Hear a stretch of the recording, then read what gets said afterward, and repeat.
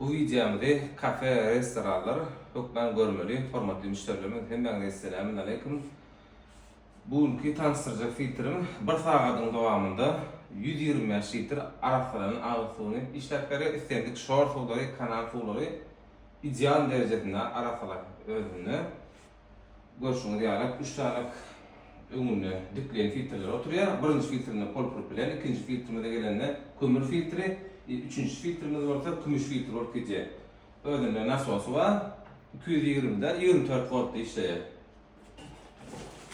Şimdi iki tane membranı oturuyor özünde. Yani görüşünü diyelim, aparatı beraber ortadadır. Yine nano verilen ki 30-13 oluyor. İki tane membranı mineral filtrelerim özünde oturuyor. Görüşünü diyecek, şurada yazacak görünüşte. İsleyebilir deseniz, iltip kurnak ben mıhılmatımız bağdır. Bakasından görüşü videoda bellek geçen bakası 6500 manat. En amatlı bakadan iltip kurnak vermedim, şol bakanın içinde. Bir yıl kepildi.